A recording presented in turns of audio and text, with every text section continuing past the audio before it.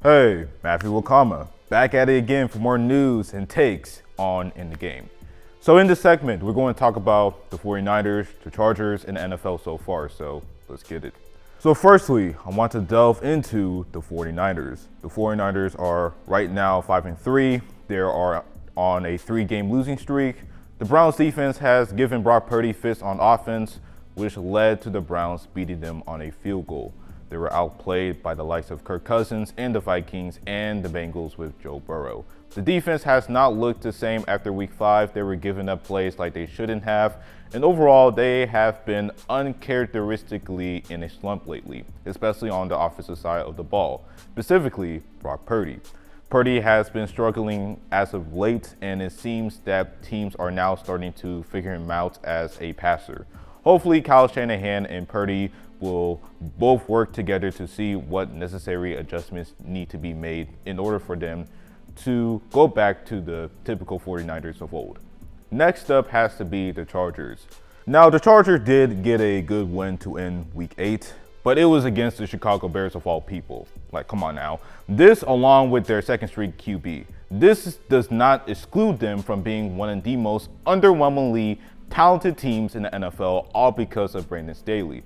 Some believe that Staley could lose his job if the Chargers get bounced in the wildcard round or even miss the playoffs. The likelihood is that both of these scenarios can happen, and he can be shipped out of Los Angeles. Justin Herbert has proven he can be an elite QB in this league, but the Chargers need to do a better job around him because so far they are wasting his talent, Brandon Staley included. The Chargers will face the Jets in week 9 to start the second half of the season. Lastly, we'll talk about the coming NBA season tournament.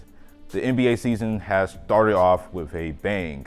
The Boston Celtics are currently 4-0, and that all contributed to the moves they made in the offseason, bringing in star players like Jrue Holiday and Kristaps Porzingis. The Celtics are touted as the favorite to make it out of the Eastern Conference after making all of these acquisitions, and could finish the season with the best record in the NBA.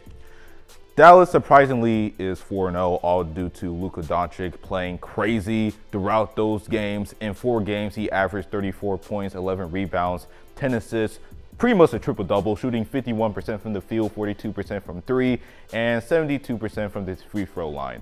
If Dallas keeps it up throughout the season, then Luka Doncic will be the favorite to win the MVP. Lastly, I want to talk about the San Antonio Spurs, specifically Victor Wembanyama. In 4 games has shown so much of what he can potentially do once he hits his prime. We have never seen a guy who is 7'4", can handle the basketball, create his own shot, play make, and also keep up with other perimeter guys with his lateral quickness and his shot blocking ability. In the game against the Suns, he mounted a comeback against Kevin Durant last Tuesday. Once he plays more games, there is no doubt in my mind that this guy is going to be a unanimous Rookie of the Year recipient. The league is in good hands with this guy. But anyways, that's it for In the Game. I'm your host, Mathew Nwakamma, and we'll see you next time. Peace.